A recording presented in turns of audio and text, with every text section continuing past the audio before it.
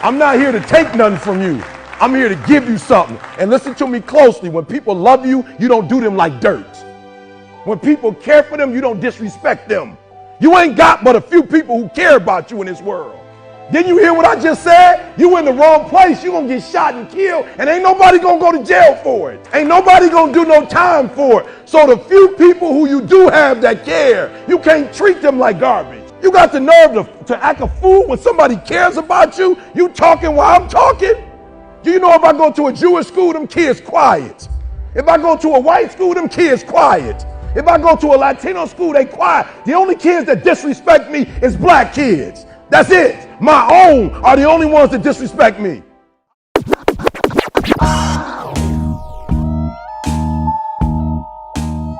I'm G.A. Sola. Hello. Please note that this part is the continuation of a topic in a series on the contemporary states of black people around the world. If possible, please watch the previous parts as well as the other parts in order to have full context of this subject. In the last part, we discussed human intelligence and the actual science in that regard, as well as the history of how European scholars, scientists, and clergymen have systematically repressed and sabotaged the opportunities for the majority of black people, both in colonies and those taken abroad as slaves. Some of this repression was in fear of uprising, but most of it was to actively make the idea of white superiority a reality. It's quite astounding how many people today wonder why there's been such a generational backlog in academics among black Americans, for example, while it's almost common knowledge that black slaves were usually prohibited from learning to read, as this would wreck the entire black people are subhuman belief. However, in this video, we will go into the reasons for academic underperformance among students in predominantly black communities. The answers on this topic are quite clear, and I'm sure most in these communities know the reasons very well. The purpose of this video is to explain these reasons to those who seem to be swayed by misconceptions and outright lies propagated by people who have been conditioned to believe in racial hierarchies, or people who believe in racial hierarchies for personal or ideological reasons. Firstly, it's important to dispel the misconception that there is an academic achievement gap between races. There is in fact an academic achievement gap between students of different backgrounds. In the UK, for example, the percentage of black students who attained a grade 5 or above English and Mathematics GCSE was higher than those of white British students in the 2020-2021 year, while for black Caribbean students it was quite low. There are various factors for this, such as culture, finances, environment, and immigrant status, as black African students sometimes have a greater incentive to take their studies seriously due to their visa requirements. Most Africans moving to the UK are required to provide high academic degrees that qualify them for certain jobs. This usually involves a high mathematical literacy. But of course, other factors play a part in this as well. When people speak of the so-called intelligence gap, they're usually referring to the literacy and mathematics grades in the United States, where a large portion of the black population have a history of poverty. This gap, however, has been narrowing for decades, as poverty levels have been dropping, but the generational effects will take some time to resolve. This video is intended to help in resolving this issue by outlining the situation in ways that can help those within the communities and those looking from the outside understand it better. Earlier in this series, we discussed sex and sexual relations and attitudes in black communities, with a particular focus on South Africa, as I believe that many problems I mentioned in that context can be applied to other parts of the world. It was important to discuss this because the vast majority of problems many black people face unfortunately begin from before they are even born. And the worst part is that these problems tend to persist in a cycle. It begins with teenagers and adults who engage in intercourse that results in unintended and unwanted pregnancies. If one parent, especially in the case of young people, is either unable or unwilling to remain in the child's life, we have our first parental problem, single parenthood. And the greater problem is that one aspect of intelligence is to learn from experience. And so a low intelligence mixed with impulsiveness leads people to repeating the same mistake over and over again, which is why it's sometimes not just one child brought into such situations, but often a few, and with different partners. And of course, this disproportionately affects women because they are the ones who must bear the child. Single parenthood in particular causes many unique problems regardless of whether the child is male or female. Firstly, a single-parent household in our day will generally suffer financial issues due to only having one source of income, unless the parent is earning an above-average income. And this is for most countries around the world. Now, the more children one has, the less the quality of care they will receive due to insufficient finances to equally or adequately care for each of them. Some potential parents tend to make the mistake of aiming to satisfy the child's basic needs without considering the quality of that satisfaction. Sending a child to school is not the same thing as sending a child to a decent school and ensuring they have the resources they need to excel. Because the mentality both the parent and child tend to have is to simply pass the grade rather than excelling in the grade, which is a bigger problem than they may realize, because passing a grade is expected of a student. That is the literal reason they attend school, and it only demonstrates that the student understands at least half of the work. In South Africa, for mathematics, a passing grade actually shows that they understand less than half. However, excelling in a grade demonstrates understanding and the ability to perhaps apply that understanding in apropos work, therefore increasing one's eligibility for different professions. Why is a good profession important? Because in a capitalistic world, without an adequate income, a person has a higher likeliness to turn to crime or more dangerous forms of work, and that of course hurts the individual as well as others. I'll go into greater detail on the child's outlook on academia later. Income also affects what sort of nutrition a child will receive, and this has a direct effect on cognitive ability, but also on brain development before the child is even born. In the US, a 2017 study of 44 black women and 44 white women found slightly to greatly less healthy eating habits among black women. Though this was not all across the board, mind you. Black women did consume less alcohol and caffeine than white women, which is no surprise. If the mother, however, has bad eating habits, either when pregnant or after giving birth, it will more than often have an impact on the child's education and mental faculties. This may sound like an easy fix, but it's not. Firstly, in that same study, it found that black women had to travel further to reach grocery stores, and also bought groceries less often. The access to stores with healthier food was also unequal between the two groups of women. However, even the mere fact of changing one's eating habits is something that most people know is not an easy thing to do. But if not done, it will have consequences for both the individual and his or her children. Income also affects how early a child enters school, and this has a very big impact on how soon a child starts learning abstract concepts, how to read, write, and speak well, and even how to do basic arithmetic. Children who enter grade RRR will have an advantage over other students, but this often costs money that even regular people don't have these days. Income also has an effect on the type of school a child attends, and this is also difficult to change. Some schools require parents to be beyond wealthy simply to have a decent education, while free education, such as in the States, tends to be underfunded and inequitable, which is a shame for students and families regardless of race. Another factor regarding income is the good number of resources a child would need to develop and learn extracurricular skills that can benefit them cognitively, but more importantly, that can encourage an interest in learning in general and motivation for scholastic achievement. Such resources could be books or instruments that promote hobbies that challenge the child mentally or develop skills. Even musical instruments can help in this regard. However, the most important factor regarding income that impacts a child's intelligence or academic achievement is the community and environment in which the child grows up.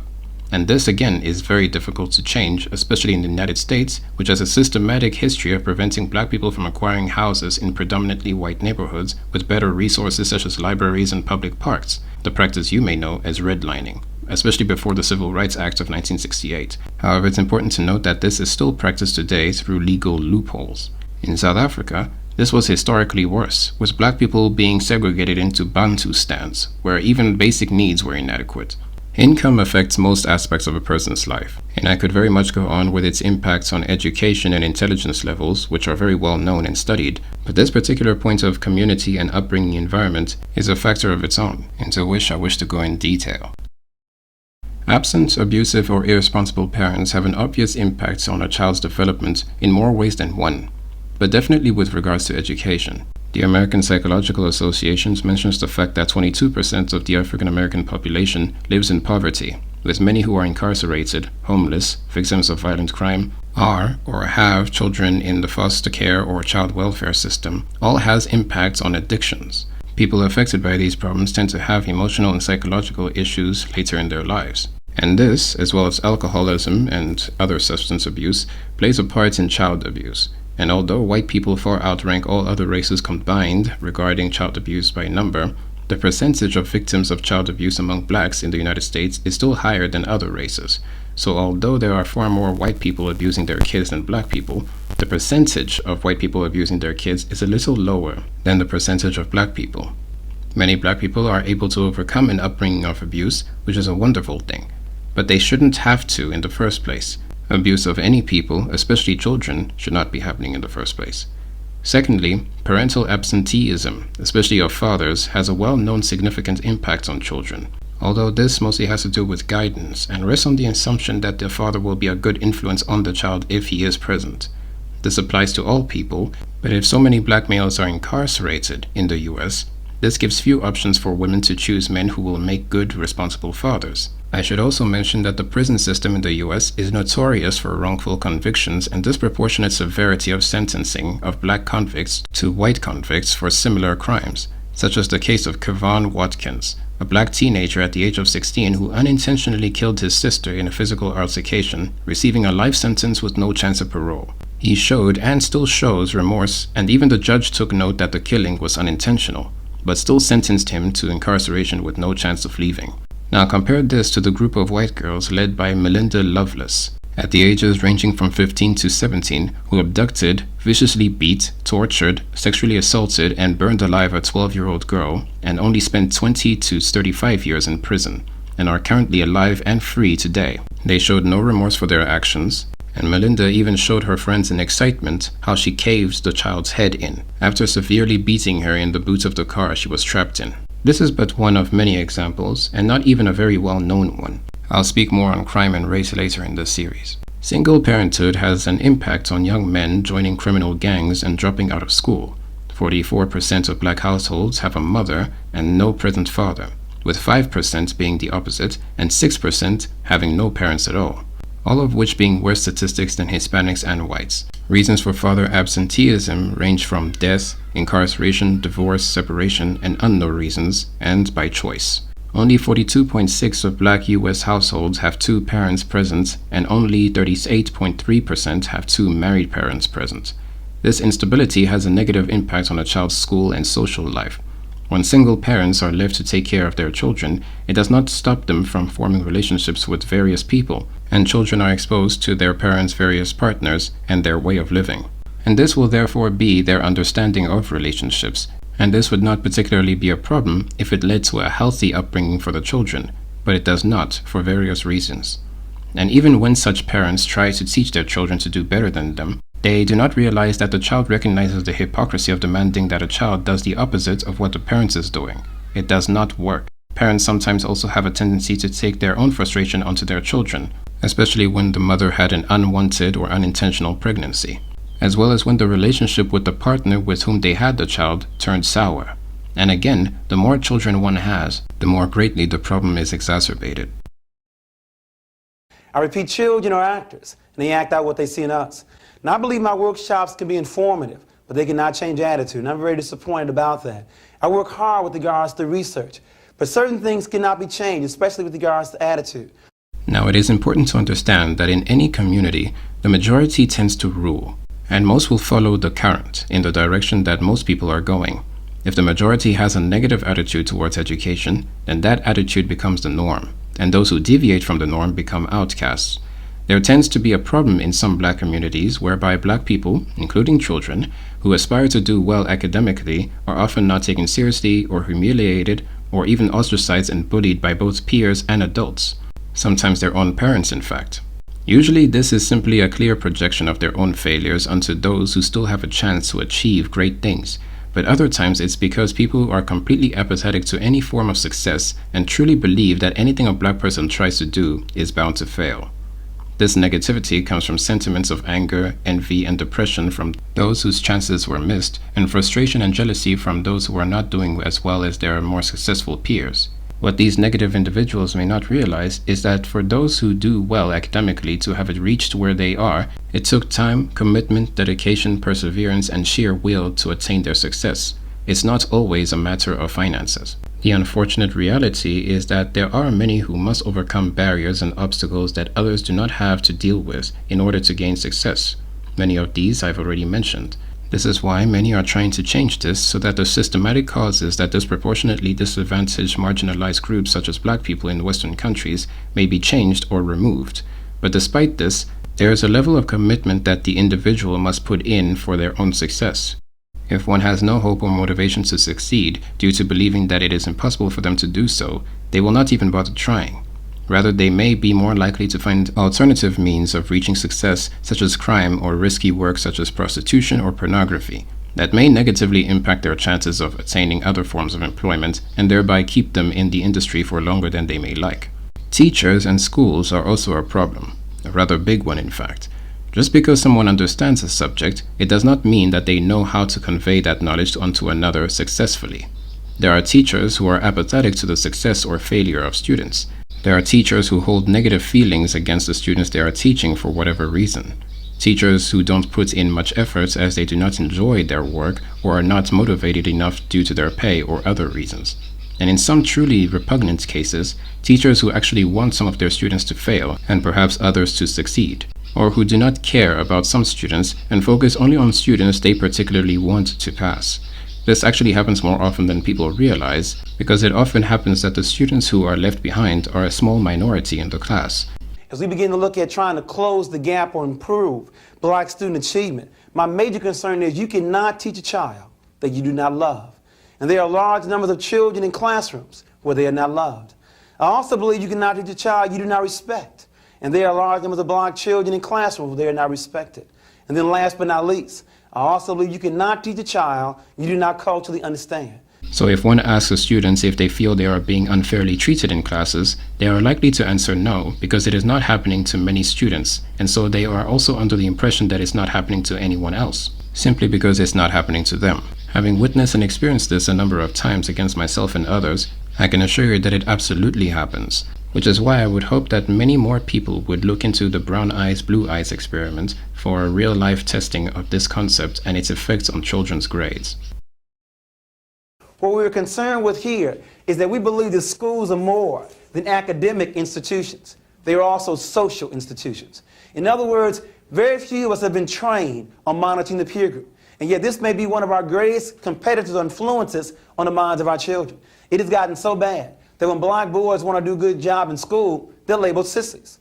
It's gotten so bad when Black youth want to do a good job in school, they're called, you're trying to act white. And that's deep. By my observation and experience, the most mitigating factor to academic achievements is motivation and influence. I'll begin with the latter. A child does not always understand the importance of an education, but will continue and persevere in it when they either have no choice or are motivated and encouraged to do so until an age in which they must begin thinking of what sort of profession they wish to enter. However, this has much to do once again with income and community. Ultimately, in a capitalistic world, the primary motivation for the majority of people to engage in a profession of any sort is to make a living, and all students eventually come to know this at an early age. If a child in a low-income community observes how older people are making their money, it will give them an idea of what works in the real world and what counts as success. If such role models earn an honest living in possibly high-paying jobs such as business owners, doctors, accountants, engineers, and so on, the children can form an idea of what they want for themselves based on real evidence that they can observe from the people around them, because they will know it's achievable and not just something they've seen people of a completely different culture or group do on TV. If they observe most of the people around them only achieve lower paying jobs, possibly due to a lack of sufficient education, such as minimum wage jobs, they may think that they cannot achieve any more than that, and have a mindset that aims for mediocre goals, as they've already concluded that there's no point in trying to achieve anything greater. And worse than that, if people in their community are engaged in illicit activities and making a living off of it, it may encourage some to enter in that direction, as they will observe that not only does it make money, but it's what other people are doing. And it can begin like one person dancing like a noodle, then another person goes into it and another, and before you know it, everyone's dancing like noodles. This is due to a few factors, one of which being that they were influenced by what they observed. Rather than suffering through school with its many problems of not understanding math problems and having to deal with unpleasant classmates and poorly paid teachers who do not expect much of them to begin with, many may choose the easier ways out. Along with influence is a similar aspect of motivation. A person must usually intrinsically desire something in order to excel in it.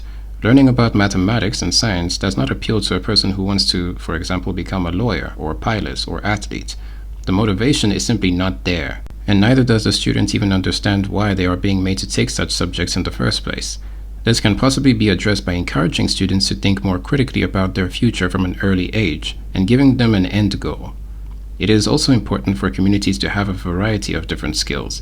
It is important to have doctors, but it is also important to have mechanics, engineers, scientists, academics, trained social workers, qualified teachers, and so on. As I've mentioned, some interests can be induced and influenced from an early age, and if parents place resources and investments into a child's future, especially with regards to both morals and intelligence, they can heighten their chances of their child's success, even if the parents have a below average IQ. If they show the child love and invest in their future, they can provide a better outcome than what they've received. An interest is usually achieved through incentive, though. Ensuring the child understands the importance of academic achievements is therefore very important, and this cannot be done if the parents themselves do not see the importance in it or do not encourage it.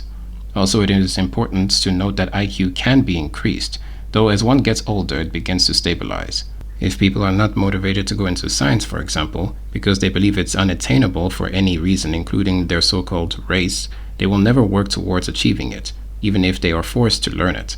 And so grades will drop due to lack of direction on where they're going or why they're studying in the first place. And this will ultimately contribute to a lower level of general intelligence. I must reiterate that the interests and extracurricular activities and hobbies that keep students occupied in a harmless and productive way are very important.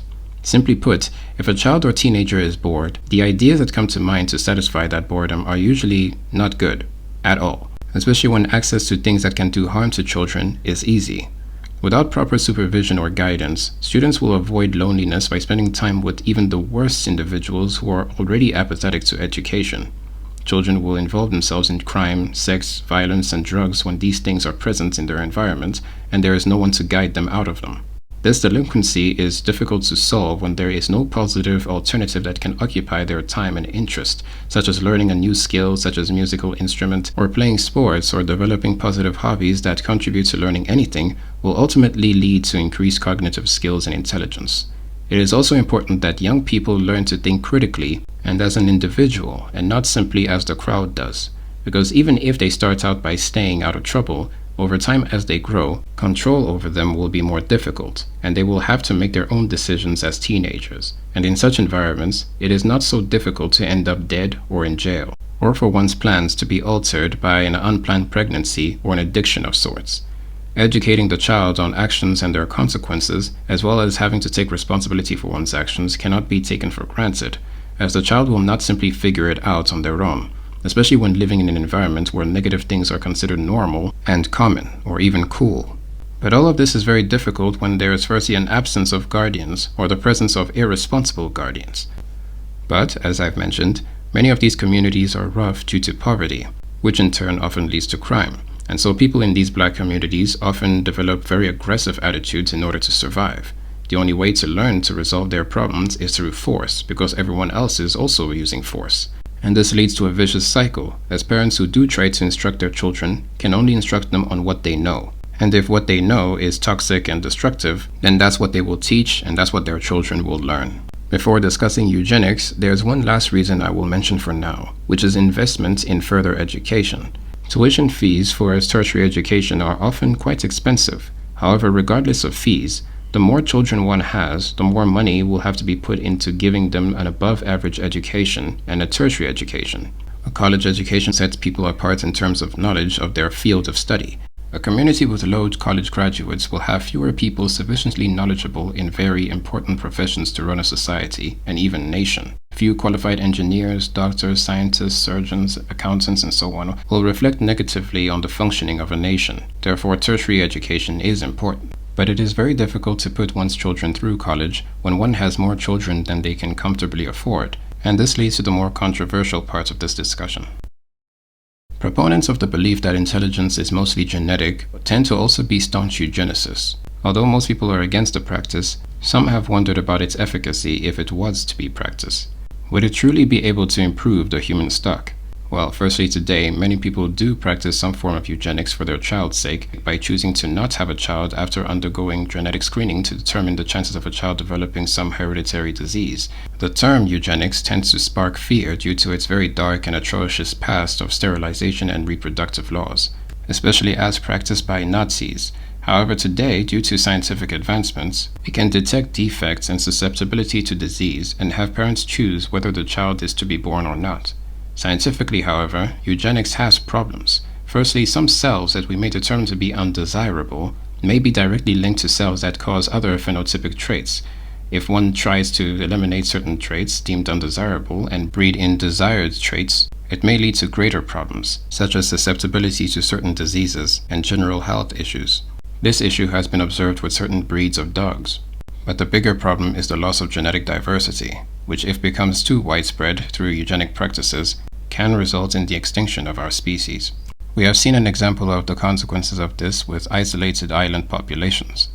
Now, those are, of course, just the scientific objections. No use going into the moral ones, as this would be long debate territory. However, I mention this because, as you may know, certain so-called races are an undesirable trait for many eugenicists, while other races need to, quote-unquote, remain pure. And so if they convince people that one race is genetically more intelligent and another is genetically intellectually inferior, the race deemed inferior will be seen as carrying a disease or a heritable undesirable trait. It is not difficult to understand that this would give justification for discrimination, segregation, and prejudice against such races, as this was the very justification given for other atrocities and injustices against races in the past. This is why, despite the research and evidence that demonstrate that environmental factors have a greater influence on intelligence, and despite the low, disputed validity of IQ tests in science, despite the scientific consensus from research that genetics is not the reason for the average differences in IQ test performance between so-called races, hereditarians, as they're called, who have overwhelmingly consisted of white supremacists, desperately need their position to be scientifically validated in order to be taken seriously. And so white supremacist organizations such as the Pioneer Fund, that I mentioned previously, finance research specifically for these purposes. Because in order for an idea to be accepted, believed, justified, or acted upon, it needs some backing. In the past, it was quite easy to convince people of the inferiority and superiority of races, as the world was much more religious and ignorant of other cultures and civilizations, and could be easily convinced of this through assumptions and religion. Today, due to different cultures and people living in the same society, and scientific advancements, most people correctly understand that it is mostly one's culture, background, upbringing, health status, and environments that influence them as a person, and ultimately the choices they make, and of course their intelligence. Those who remain with pseudoscientific ideas of race and the human condition do so in their inner circles to perpetuate pre-existing beliefs in a cult-like fashion, as it is convenient for them. However, there is one important aspect of birth control I must point out. Being able to provide for one's children is different from being able to provide for one's children well.